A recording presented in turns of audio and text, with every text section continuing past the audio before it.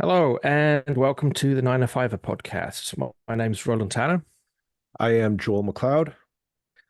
and this week we're having a kind of 905 roundup slash general general griping session. Yeah, well, Um, and uh, looking some more at the recent flooding that happened in the 905. And your neighborhood, Joel, was one of the worst affected in certainly in Burlington where you live. mhm. And an area where many homes were badly damaged with flooded basements. Um, and there's been some activity by the city, both on a media front and the kind of community meetings that happen after these things happen. And you were at one the other day. Yeah, yeah, so just like I guess full disclosure to all of our listeners, my neighborhood was one of the hardest hit uh in Burlington. The region put out a heat map of where people were contacting them to report massive basement flooding, and it turns out my neighborhood is one of the most densely hit parts. And that's not to say that other parts of the city weren't badly damaged either, but we just seem to have really got the brunt of it. I should also point out to our listeners that my neighborhood isn't the most wealthy of neighborhoods. We're my neighbors are perfectly lovely people. I live in a great neighborhood. I'm not going to lie, um, but it's not the most wealthy, and it's not the most photogenic. I guess is what I'm saying. So, um, the next morning after the storm passed, we went outside and we saw that there was a ton of renovator trucks parked up and down the street, lots of bins of people just throwing out drywall, flooring, furniture, children's toys, whatever have you, that was just ruined because of sewage getting backed up into their basements and just ruining their basements. Lots of damage. Uh, it- some people I was talking to had about 4 feet of sewage water in their basements. It's pretty bad. So lots of damage was done. Um, the region announced that they were going to give people 1,000, if those who were affected, $1,000 to help put towards a deductible.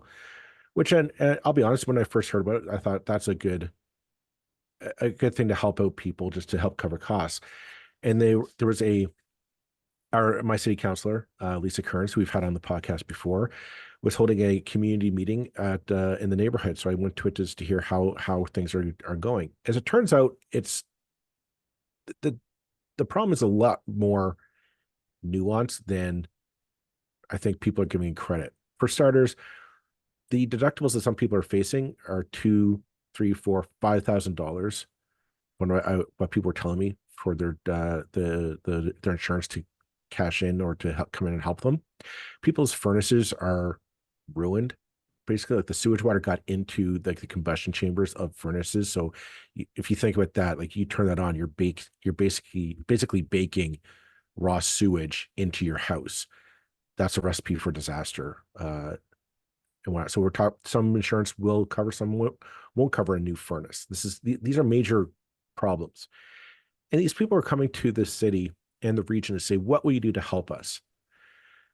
I was a little shocked to find out that the city of Burlington did not declare this an emergency, which, if you know anything, if you declare an emergency, you can go to the province and you can ask for money. You can ask for more money to help people out. And for some reason, this time around, the city said this doesn't quite meet the standard of an emergency, so we're not going to ask for it. Um, I thought that was a little shocking compared to 2014, when more well-to-do neighborhoods in Burlington got hit, and the city was quick to declare an emergency and to go to the province. And at that time, the MPP, Eleanor McMahon, was on the scene, getting Queen's Park to give money to help with the recovery, to help with insurance costs, all that stuff, to help make people whole. And that just doesn't seem to be here this time. And I had to question myself, what is it, other than the fact that our neighborhood isn't like, it's just we didn't get anybody from any high profile politicians in the neighborhood come to check on us. And I just can't help but say, like, is it because we're not the well-to-do neighborhood of Burlington, and is this a bit of a class thing? Because I mean, the mayor was quick to go up to one of the more well-to-do neighborhoods in Burlington and get our photo taken and do all the photo ops and all that. But where we're the hardest hit part of Burlington, she's been strangely absent. And actually, I mean, I remember your neighborhood well from back in 2018 when I was running for council because uh, it's a neighborhood that gets overlooked all the time. It just its physical location it's somewhat away from other residential areas of Burlington. There's a couple of kind of secret areas in that ward that I discovered as a candidate. Um, it always seems to be that area gets overlooked, and as you say, it's the leafy suburbs south of New Street, or between Fairview and the lake, get a lot of attention, and some other neighborhoods don't. Um, I guess, I mean, in fairness, we have to sort of point out that, not as many people were affected this time in terms of like just raw head count of Mhm. houses that were flooded. It's about a third as many as were flooded in 2014. So I guess from the city's point of view, it's like, well, it's not as bad, therefore it's not an emergency. However, for the people who are flooded, what difference does it make? Well, that's It's it. like, if you're going to get thousands from the province just because 700 other people were also affected, it may make your costs are the same if you're one of the flooded people. Um, so it seems a little unfair. I mean, maybe that speaks to problems with the kind of emergency Well, declaring an emergency kind of system. well, Um, I was thinking I want to kind of bring this up because I was thinking of our previous episode with Mark Cripps from the Insurance Bureau. And as we're getting, and the thing is, like the Halton region, they had representatives from Halton region. They were basically saying this is a climate change event. Like this, we've seen more and more of these storms that drop in a small window of a small time window, a huge amount of rain that the system cannot absorb it. It can't process through this amount of water in that short amount of time. And they're saying it's because of climate change.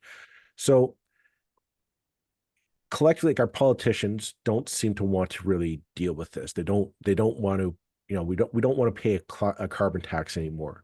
Okay, fine. That I accept that ship has sailed and that debate is over and nobody wants to pay it. However, on the flip side of that is, well, now we have people who are actually paying out of pocket. Now they're paying $5,000 deductibles to make themselves whole again. And I know a carbon tax isn't going to magically make everything better or right, but it's one of these things like, okay, if we're not going to take action to mitigate this at the root end, then we can't leave people to just like pick up the pieces at the end. Because here's the thing, like, yeah, my neighborhood might not mean much in the big grand scheme of things. It might not mean a lot in the grand scheme of the 905, but this is where kind of the climate change battle is being fought, and people don't have $5,000 laying around to constantly pay for flooding. And that's just kind of what angered me. But it was just this: there's a rush to fix people in 2014. Climate change is affecting us. We need to get these people some help. And then for some reason, 2024, it's kind of like, well, no, you're on your own to deal with this. And I don't understand where this lack of care went uh, to say, well, I the mean, insurance company will fix everything for us. so let's play. I'm going to play a devil's advocate here, just to just put Sure. side of the argument that can also be put. Um, when we insure our houses, we go to an insurance company, and we make a gamble. We go to the insurance company and say, I want to insure my basement, and they'll come back and say, okay, it's going to cost this much, and this is the deductible, or you can pay a bit more, and you can have a smaller deductible, and you can pay a bit more, and you can include this kind of well, very often home ownership, as we were discussing last week with Mark Cripps, doesn't include flooding insurance by default. You have to add that on. So you make that choice to add it on. If you then get flooded and your deductible doesn't cut, your deductible's bigger than you like, Whose fault is that? Is that the city's fault that you were, if you want to put it completely brutally, too cheap to buy a better insurance policy? Or should they be bailing people out for a lack of foresight? I mean, that's I'm giving it the toughest kind of interpretation I I can there, but it's and know just what I think that's a fair argument to make because that's what initially anybody else is going to sit there like you should have got better insurance. And that's great to say 2020, but if you think about it, at the time when somebody sat down, they bought their house. Okay, I need house insurance. Flooding, the idea of just sewage backing up into your basement wasn't a common thing. I've lived in my house for about 15 years now. Um, that wasn't like it wasn't commonplace. And I'm not going to fault somebody for saying I've taken, or here's the thing to say, well, you didn't take the best insurance. Some people can't afford the top of the line insurance. They can't afford to have, everything on their house, but they say, okay, theft, fire, kind of that common stuff. Yeah, I'll cover that. We'll make sure I'm covered for that. well, Flooding, yeah, and I'll completely admit, like back when I bought a house in 2007 or whenever it was, you're putting everything together to get the down payment together for the mortgage. Okay, you've got to have insurance too, otherwise you can't get the mortgage. Okay, right, so well, what's the cheapest bloody insurance I can get? Because right now we don't have a penny to spare. And then, of course, now you've got the house. You never look at that again. You just keep on paying it every year. right. You don't even think about it. So I completely Well, accept the kind of human like I part of just like this equation. when like you might add like at the time you might there are people these are people who have lived in their homes for a lot longer than I have. When they buy the insurance, they say, well, we never really had a huge flooding. You might have a bit of an issue, but it might be small enough. They say, well, do I really need to spend a premium amount on it? Now, maybe that's the case. Maybe again, I think the game has changed. Climate change has changed the way that this game is being played. The old rules don't necessarily apply. That's fine, but you have people who do not have the money to pay out for these acts of God that seem to happen every other year, right? And that's where it's getting to. There are people on one street in my neighborhood. They have 11 homes on the street. 10 of them were flooded. And these are people who say that they've had repeat floods happen and they've taken the mitigating, they put in the backstop valves, they've taken the diversionary measures to protect their properties as recommended by the insurance companies and the region. They are being responsible homeowners. And they are still getting hammered by this. And it's through no fault of their own. But so I don't think it's unreasonable of them to turn to their elected officials and say, we know this is a crisis. This is a global thing, but if we're not going to try and stop it at the root source, then you've got to help us combat it in our homes. Because here's the thing, I'm going to make the argument that regardless of your devil's advocate argument, which I think is somewhat valid, can you afford to have an entire neighborhood be written off as uninhabitable?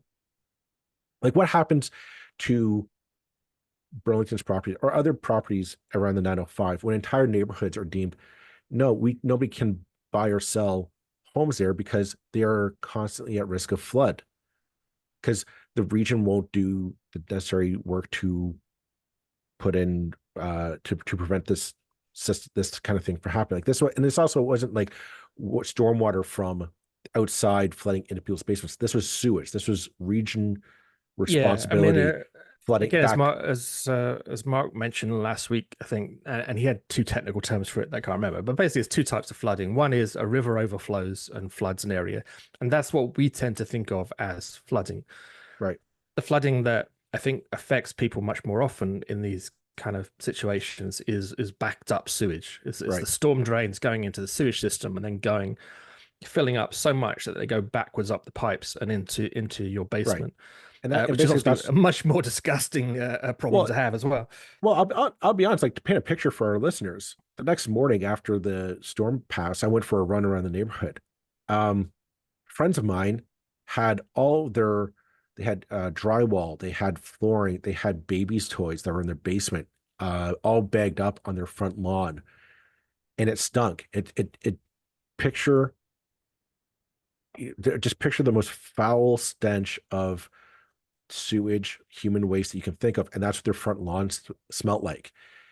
And again, these are people who are very responsible homeowners. They take care of their properties. They pay their taxes. They pay their insurance. It's like, and this was repeated in multiple locations. I mean, if you drive through my neighborhood now, you see all these bins, renovation bins filled with rotting drywall and flooring and furniture that has been ruined by this. And that's what it was, just like the regional sanitary sewage waste backlogging up into the basement. And people are like, to shrug off the $1,000 really is not going to cover much, is it? no, I and mean, that's it's yeah. I mean, I think sympathy. Like this is a really traumatic experience for people because I mean we keep so much stuff in our basements because most of us have, certainly if you're a homeowner, 90 out of 100, 99 out of 100 people who have a single family home will have a large basement, and that's where we store everything. And you store things like photographs and you know uh, things you want to keep but you don't want sort of clogging up the house, but things that are emotionally very important, and to lose all of that um is really traumatic. And then you've got a whole lot of damp in the wrong place in your house. You're looking at black mold and all kinds of oh yeah. structural problems that can come. So it really is a dreadful situation. And yeah, I mean, $1,000 is almost like sort of kind of tokenism. And we should also point out that we were talking about the city. I think it's actually in Halton, it's a regional thing. So it's really the region that should be the ones who are kind of now. It's very difficult, particularly when you live in Burlington, to tell the difference because it's the same councillor who comes and knocks on your door, just wearing Right. a regional hat rather than a city hat, and Right. who can tell the difference, right? Um, but I think it is this kind of drainage and sewage and stuff like that is a regional thing. But also the region has a ton of money. The region is kind of more financially Well, able. you have four Some ways. municipalities paying into the regional coffers. You have like, and Yeah. that's why regions exist. But I understand the region is timid to fork over this money currently because they're worried. They are honestly worried we're going to get more of these storms, Yeah, possibly they don't later want to this set they year. don't want to set a precedent. Right. And I guess that's my point is like at the meeting, people were kind of tunnel vision, like how do I fix this now? And I get, and they're right to be concerned. How do I make myself whole now? And I am absolutely here. I understand where they're coming from, and I get it. But I was able, because wasn't affected, I kind of was able to kind of take a step back and look at the bigger picture here. And I'm saying, I understand the region is afraid of making this precedent of, okay, we'll pay the deductible, like a $5,000 deductible, multiply that across the entire region. If God forbid another storm hits and we get this, like you could bankrupt the region pretty quickly. And again, this was our kind of our episode with Mark was, are we just going to allow the insurance industry to pay this off as these storms happen? We put our heads in the sand saying, oh no, it's just another, we only get these storms all the time. That's just nature and you need to get over it. Because if you do that, if that's the route that we're going to go, we just say, no, you're on your own. You need to be a better homeowner and buy better insurance. Eventually, the insurance industry will just say, no. Like the worry that my neighbors are having is, what if the insurance industry says, we say, okay, I want to go buy flood insurance. You're right. I learned my lesson this time. I'm going to be responsible. They say, no, your neighborhood is prone to flooding. There's no way we're going to let you pay into this. You're on Yeah. your own. Like, what happens then? And this brought my point back is Lisa Kearns, our counselor, was, you and I have talked about how powerless a counselor position is in the grand scheme of elected officials. So I'll give her credit for coming out and hearing the brunt of the anger of people. I give her credit for that because she really doesn't have any power to solve it. But I was at the same time wondering, where is our mayor who can go advocate for us to the province? Where is our Well, MPP, and Natalie Pierre, to say, you know what? I'm going to go to Queen's Park and I'm going to say, how do we fix this? How do we make people whole? Nobody's been here to help us. You know And what? And actually, I think, and I want to, yeah, I mean, mayors are more visible, councillors are more visible. But do you know who we never call out for this kind of stuff? As the regional chair, Gary Carr, whose region is affected and who is actually the responsible party for the infrastructure here. When was the last time you saw Gary Carr do anything other than turn up at some kind of opening and tell everybody they used to be a right, hockey player in about 1942 or something, as if anybody gives a shit? Gary Carr has the easiest political job in probably Canada. You know, no one really knows who he is. They tick the box when he goes up for re-election. Uh, Here's a crisis, and it's on his watch. It's not really Marianne Mead Ward's watch. I mean, that's true. yeah, kind of, sort of, but it's really Gary Carr. No, what the hell is he doing? Is he advocating for provincial help? Is he saying, well, you know what, let's look at those coffers, because he's always telling us how financially healthy Halton is and what a great place it is to do business because he's such a fantastic steward of the finances. Well, here are people in need, maybe look at some of those finances and see if you can help some people out. Yeah. Um, so yeah, let's this is the problem with the divided nature of politics in this nation is we're always blaming the wrong level of government for things. It's the region, in this case, and Gary Carr never gets called out for anything. It's just like Lisa Kearns is also the regional councillor, so we can call her out for that too. But I mean, it's you know, regional Well, councillors are just as powerful as city councillors. here's the thing. But it's one thing for Lisa Kearns to say, okay, well, I'm going to hear all this. Now I got to go back and plead the case to the regional office. And when, it's kind of like, where's the people who have, like, why is it only one person shows up to care about people in their hour of need? And everyone else, everyone was quick to go and take the photo op on the flooded streets, the suburban tree-lined streets that look so pristine in the sunshine when they're flooded. Oh, I'm going to go and take the photo op and look like I care. But the minute those waters recede, boom, if we don't care, we're on to the next thing.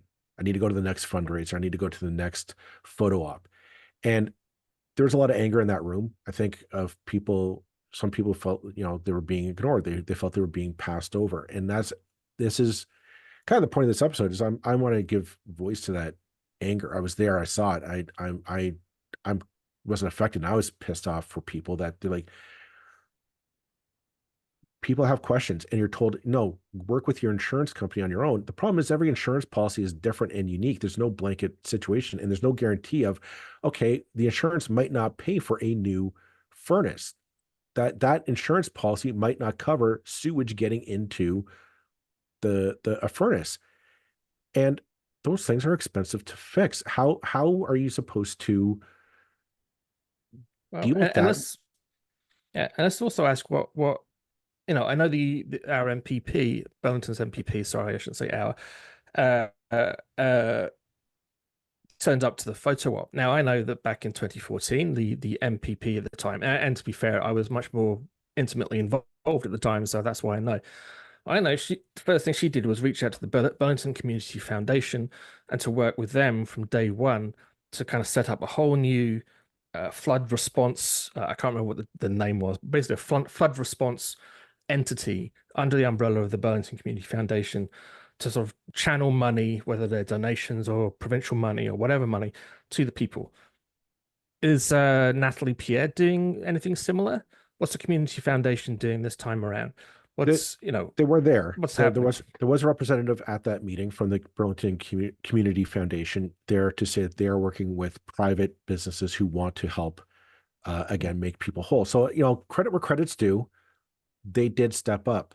However, they took that initiative on their own, or at least I'm going to give credit to Lisa Kearns this time, who did the reach out. Same as to the Burlington Food Bank, they were there to replace anybody who lost food in the flood, perishables and whatnot, and they were there to help people kind of get over this hump uh, to feed families.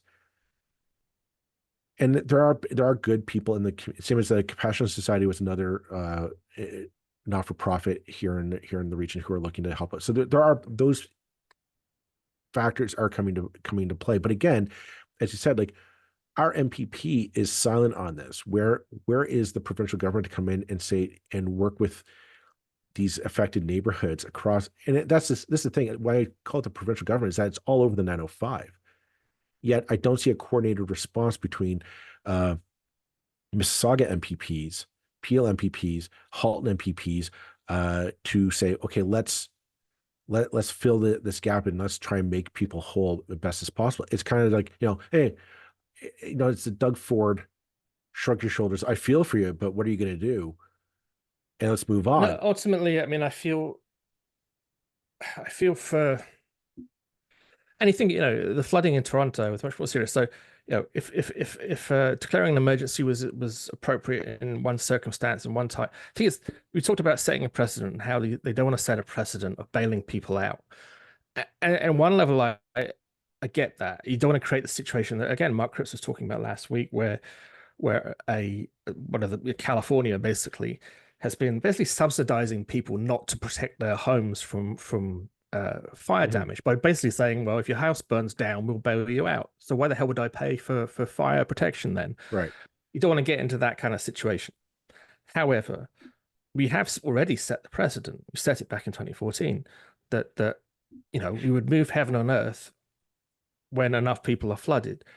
And again, it comes back to that thing of that if you're one of the people whose homes is flooded this year, it makes no difference that it's one person who's flooded or 5,000 people's homes who are flooded. Your emergency, your financial imperilment, your kind of harm is exactly the same. So why should those people in 2014 have got help and you in 2024 get none? Or $1,000. It doesn't actually logically make any sense. If we're going to say that people do need help sometimes, then it depends on the individual person's level of emergency, not on the communities. Well, that's my question is like, what is the threshold then to trigger this response to that, quite frankly, and forget part of my French here, but for people to give a shit, pun intended. Back in 2014, 3,000 homes were affected. Oh my gosh, we need to move heaven and earth to make Burlington whole again. Great, wonderful. And it's like, oh, well, you only had less than 1,000 this time. Okay, but those folks weren't on the rich part of Burlington. These are this like, and that's kind of what I'm getting at is we hear about the causes of climate change affecting the poorest people first. And we've always assumed that it's on the opposite side of the world. It's a third world country that's going to be affected. Well, we're seeing that here. And I'm not saying that my neighborhood's a third world country, but we are not the high donor base for politicians in Burlington or in the 905. We are a lot of hard working class folks here. These are families that go out and they work hard 9 to 5. They are, in some cases, they're retirees who are looking for just a quiet place to enjoy their retirement, and they got hit hard. And it's like, well, why is it these folks over here who have bigger lots, bigger property values, that they're a bigger property tax base, that, well, we need to actually care about these folks.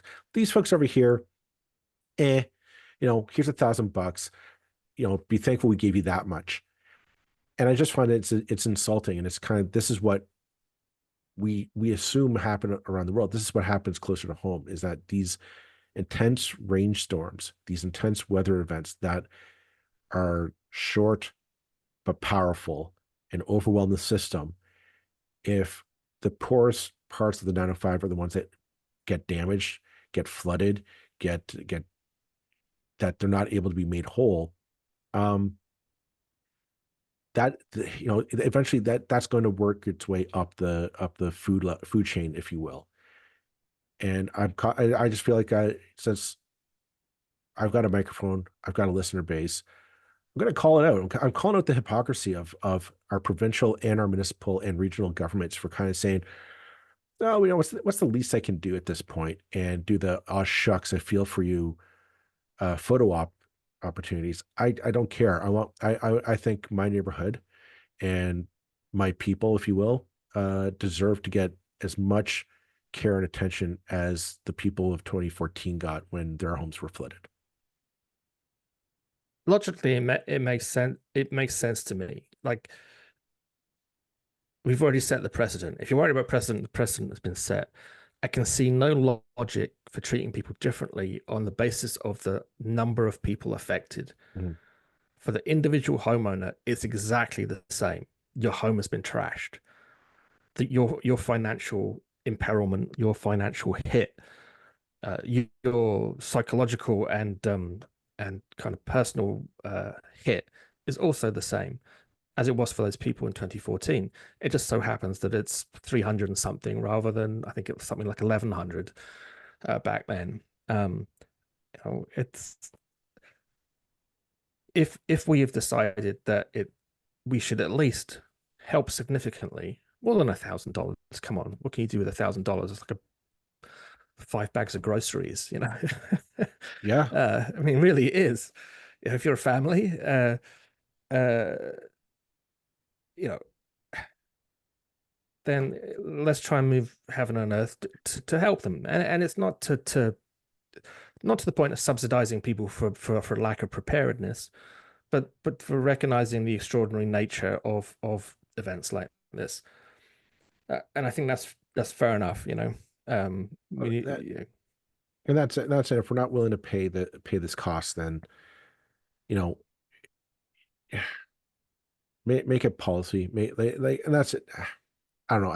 I just find that there's a double standard being shown here and if you're to worried people. about, again, if you're worried about setting precedents and paying for people for lack of preparedness, then tie whatever money you give to people to some kind of process of making sure every single home is properly Mhm. fitted out with backup valves, that people are given, perhaps, give free access to people looking at putting in um, uh, catch basins and storm Right. drains and all this stuff, uh, that they maybe don't have and they maybe wouldn't maybe didn't need in the past.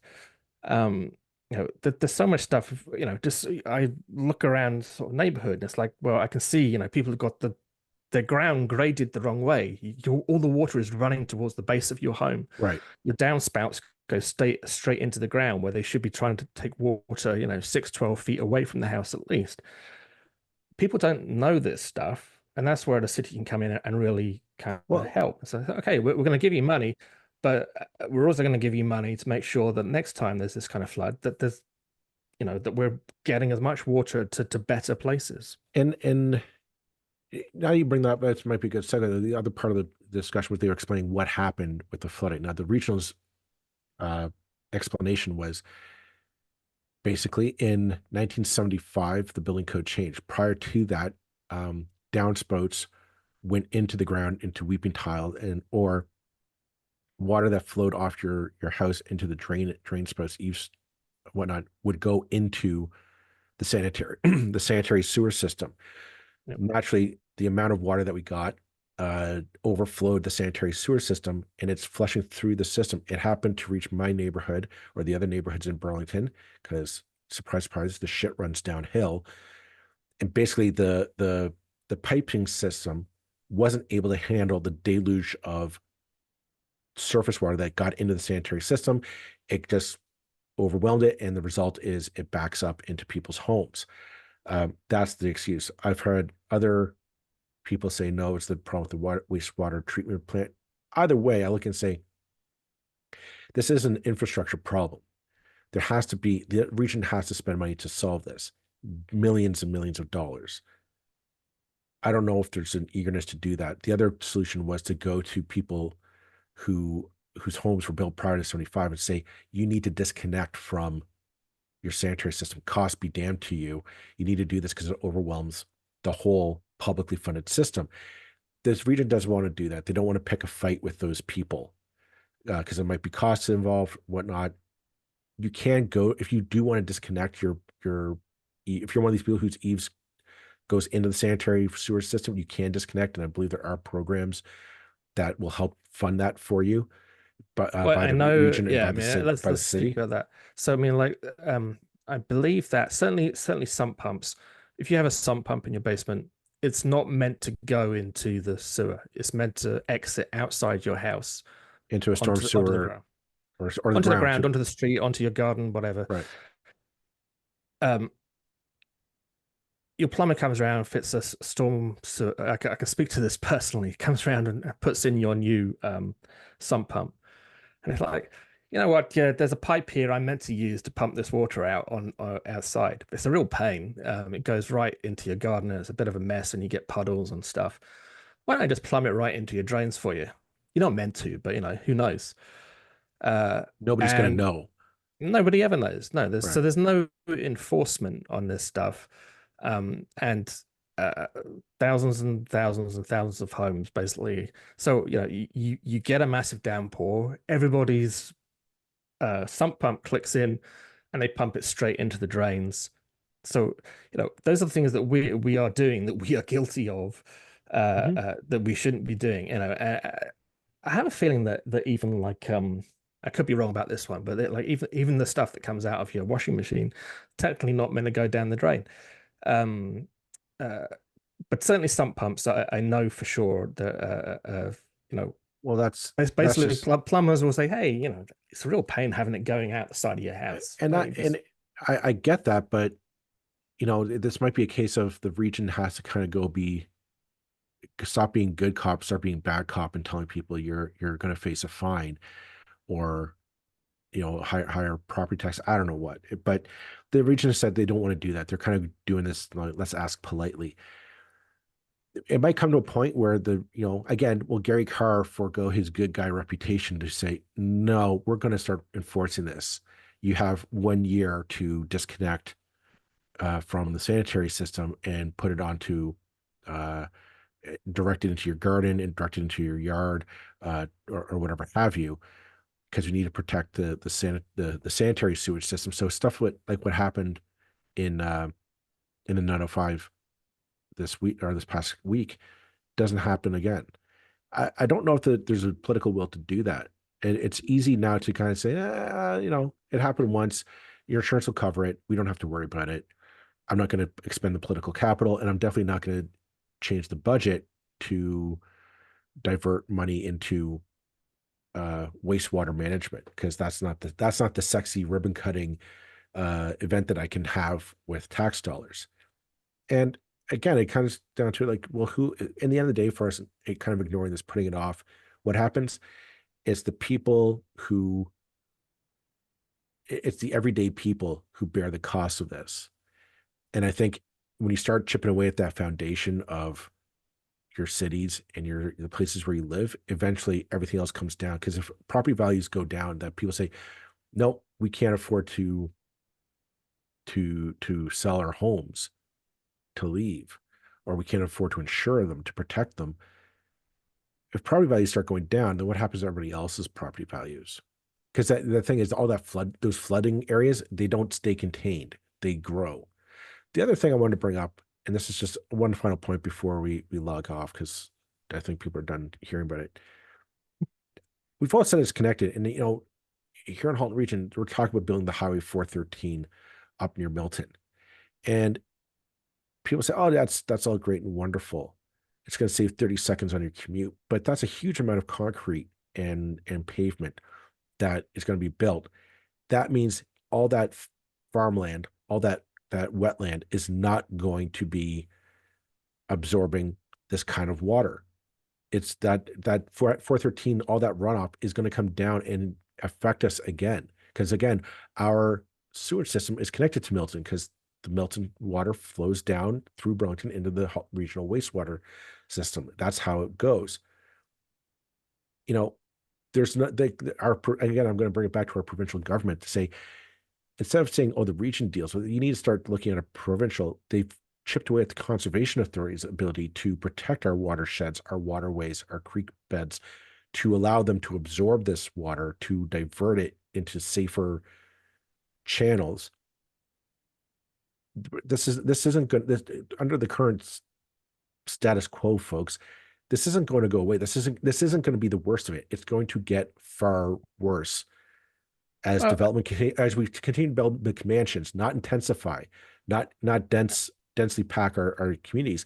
We keep building out onto farmland. This is what's going to happen. yeah, and you know, I'm going to throw it back off the politicians back onto us again because who voted for them? That's We true. are the hypocrites. We as a society are putting massive pressure on our politicians to reduce taxes because we've all paid too much tax. Oh, well, have shitty drains then. You're not willing to pay for them. Have crappy drains to back up. Uh, you know, uh, we don't want to pay a carbon tax. Okay, have a flooded basement then. You know, these are the choices we've made. We've chosen to have flooded basements. We've chosen to have shitty drains. Yeah. You know, shitty, and again, no pun intended. Because we are obsessed with low tax, low regulation governments that do nothing. Uh, so you get what you pay for, and we've paid for this. So I mean that. Do not think for a second that means I have no that I'm expressing a lack of sympathy for the people whose homes have been flooded. Absolutely have it. However, if you're someone who's been bitching about carbon tax, been bitching about your municipal taxes, saying that they're too high and it's all a waste, and why the hell do I pay this because I don't get anything from them? All they do is collect my bins. Why am I paying thousands a year for my bin collection? Um, Ask yourself, are you a stupid hypocrite? Now to go to those same people and say, hey, my basement flooded, help me. No, stop being so cheap. Think about it next time you vote, at least. On that note, I say we wrap this up. Thanks very much, everyone. Thanks for letting me get this off my chest. I've been holding it in for a little while. But again, I don't think this is isolated just to Burlington. It's all the 905 and Ontario as a whole. We're going to see more of this stuff happening in the years ahead if we don't smarten up about this and think more proactively. But thank you very much, everyone. We'll be back next week. Take care. Bye bye. All right.